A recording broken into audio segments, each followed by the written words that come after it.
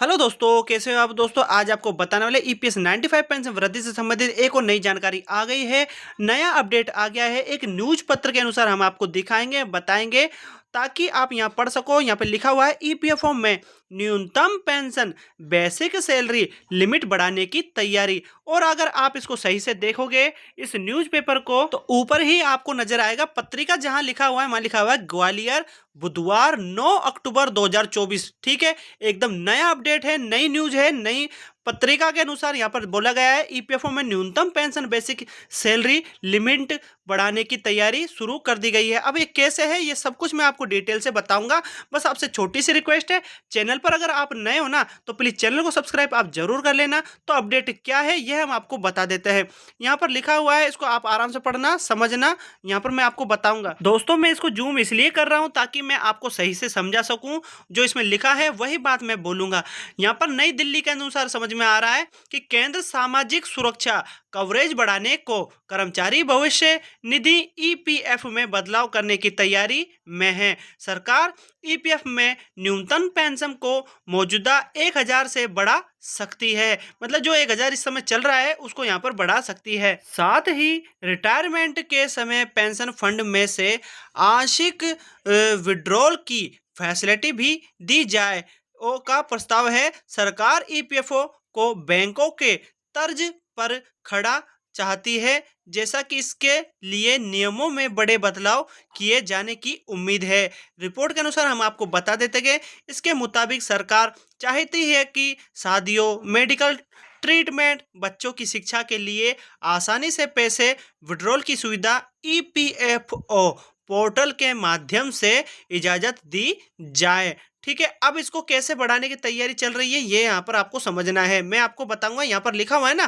Pension राशि बदल सकेंगे। ठीक है, आप देखो यहाँ पर लिखा हुआ है ना, पेंशन राशि बदल सकेंगे। अब इसको पढ़ना, यहाँ पर लिखा क्या है मैं आपको समझा देता हूँ।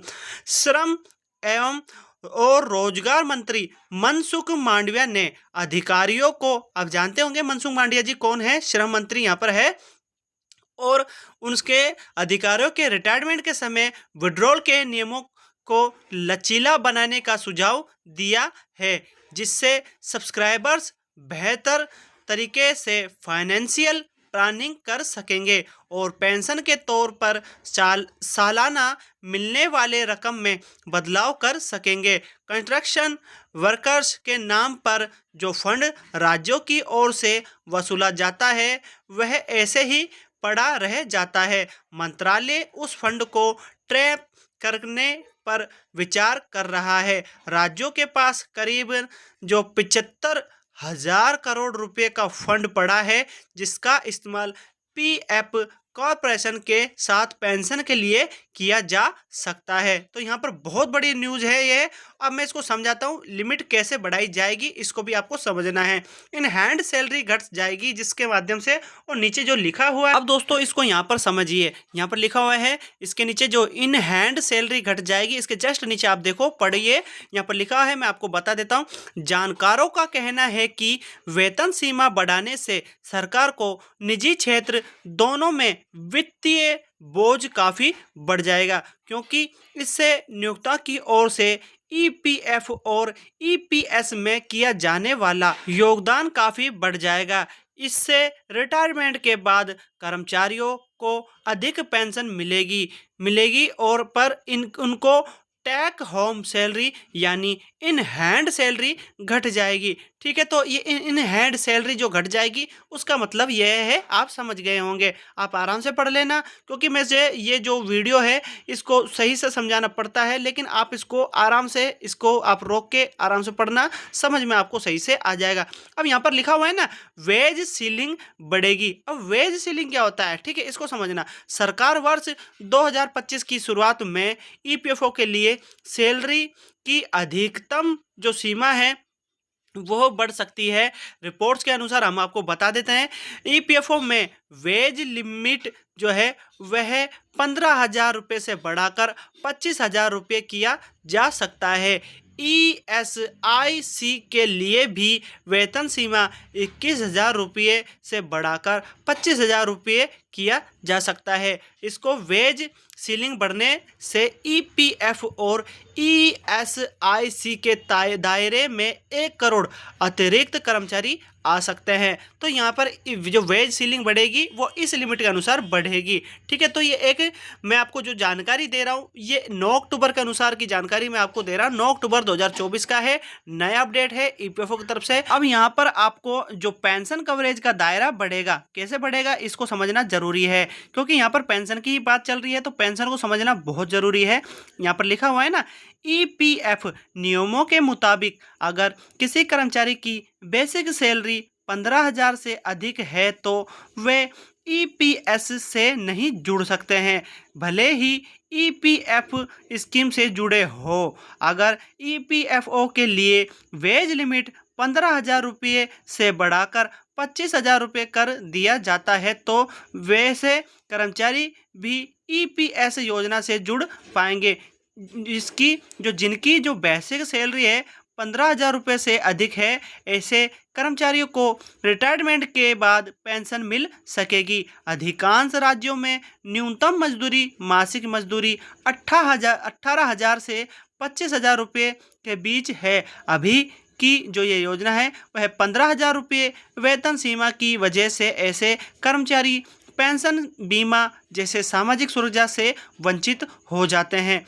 और यहाँ पर यह क्या असर पड़ेगा इसका, यहाँ पर इसको देख लीजिए, यह होगा इसका असर। तो यहाँ पर लिखा हुआ है ना, नियोक्ता की ओर से, जो नियोक्ता है जिन्होंने नियुक्ता कर रखा है वहाँ पर बोल रखा है नियोक्ता की ओर से किए गए योगदान का 69.4% ईपीएस कुल बेसिक सैलरी का 8.33% में जाता है। वहीं यहाँ पर अगर आप देखते हो, अब यहाँ पर बोला जा रहा है वही 33 जो मतलब कि 30.5% का जो लिखा हुआ है ना 30.5%, यानी कुल बेसिक सैलरी का 3.67% ईपीएफ अकाउंट में जाता है। ईपीएफओ के लिए अभी बेसिक सैलरी की सीमा 15,000 रुपये होने से कर्मचारी पेंशन स्कीम ईपीएस में अधिकतम योगदान 1,250 रुपये है, जो बेसिक सैलरी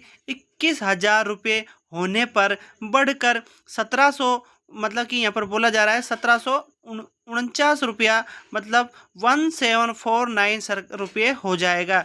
इससे रिटायरमेंट के बाद कर्मचारियों को अधिक पेंशन मिलेगी, पीएफ खाते में जाने वाली योगदान भी बढ़ जाएगी। तो यहाँ पर दोस्तों यह न्यूज़ निकल कर आ रही है जिसको मैंने आपको डिटेल से बताया है, और जो ये न्यूज़ है एकदम नई है, लेटेस्ट है। अगर आप इसको सही से ऊपर से देखो तो यहाँ पर देख लो दोस्तों, यहाँ पर लिखा हुआ है ना पत्रिका.com, ठीक है, और यहाँ पर लिखा हुआ है ग्वालियर बुधवार 9 अक्टूबर 2024 का नया लेटेस्ट न्यूज़ है, जिसके अंदर ईपीएफओ के द्वारा ही यहाँ पर सब कुछ बताया गया है। और यहाँ पर ये जो ये दिल्ली से खबर निकल कर आ रही है, नई दिल्ली से, ठीक है, तो मैंने इसको आपको डिटेल से बताया है। अगर आपको कुछ मिस्टेक हो गया होगा, समझ में नहीं आएगा, तो आप वीडियो को थोड़ा सा रोक लेना, उसके बाद आप आराम से पढ़ लेना। ये एक न्यूज़पेपर के अनुसार है ताकि आपको यह सही से समझ में आ जाएगा, क्योंकि मैंने थोड़ा वीडियो जल्दी फास्ट में बताया है, तो आपको कुछ चीज़ मिस्टेक होगी या मिस होगी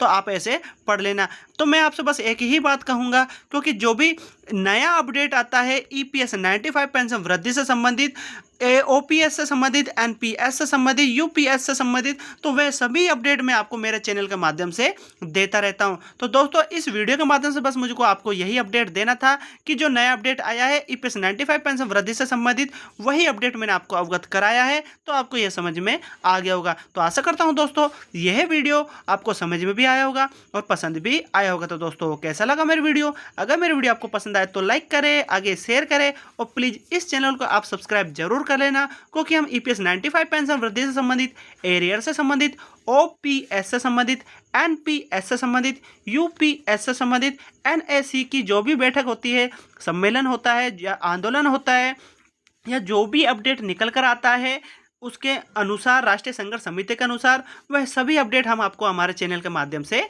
देते रहते हैं। तो दोस्तों मिलते हैं नए और नेक्स्ट वीडियो में, जब तक के लिए जय हिंद।